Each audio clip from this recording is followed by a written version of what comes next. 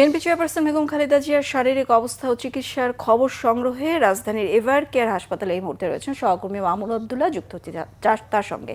Mamun, BNP চেয়ারপারসনের স্বাস্থ্যের অবস্থা সম্পর্কে আর কি তথ্য আপনি জানতে পেরেছেন, বিস্তারিত জানাবেন।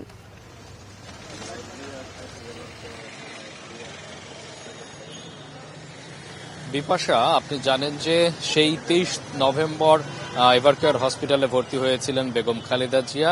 তারপরে 27 নভেম্বর থেকে তিনি সিসিইউতে অবস্থান করছেন, অর্থাৎ করোনারি কেয়ার ইউনিটে তিনি অবস্থান করছেন এবং তার স্বাস্থ্যের খোঁজ খবর জানাতে মাঝে মাঝেই গত বুধবারে একবার ডাক্তার জাহিদ আমাদেরকে ব্রিফ করেছিলেন, তার আগে শনিবারে ব্রিফ করেছিলেন, আর আজকে ব্রিফ করলেন নবমতম দিনে।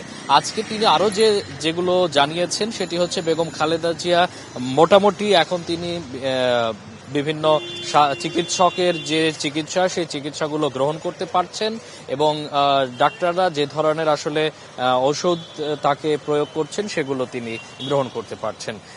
তিনি একটি কথা বারবারই বলেছেন যে আসলে তাকে এই বয়োবৃদ্ধ বয়সে 81 বছর বয়সে তার যে চিকিৎসা নেওয়ার কথা ছিল, তিনি যে ধরনের জটিল রোগে আক্রান্ত ছিলেন, কিন্তু বিগত স্বৈরাচার সরকার আসলে তাকে সে ধরনের চিকিৎসা নিতে দেয়নি বিধায় তার এই শারীরিক জটিলতা কিন্তু আরো বেড়েছে বলে ডাক্তার জাহিদ বারবারই আমাদেরকে বলার চেষ্টা করছিলেন এবং তিনি বলছেন যদি এ ধরনের চিকিৎসা যদি গ্রহণ করতে পারে কন্টিনিউ, তাহলে তিনি ধীরে ধীরে স্বাভাবিক অবস্থায় চলে আসবেন বলে আশাবাদ ব্যক্ত করেছেন। একই সাথে তারা বলছেন যে তিনি যেহেতু অনেক অনেক বয়স একটা বিষয় আছে, বয়স বিবেচনায় তার স্বাস্থ্যের অবস্থা আসলে ঠিক অনেকটা জটিল হয়ে গেছে। সবকিছু মিলে আসলে বলা চলে যে তার স্বাস্থ্যের সবশেষ যে অবস্থা সেটি হচ্ছে তিনি স্থিতিশীল রয়েছেন, অপরিবর্তিত রয়েছেন এবং চিকিৎসকরা যে চিকিৎসা দিচ্ছেন সেটি তিনি গ্রহণ করতে পারছেন।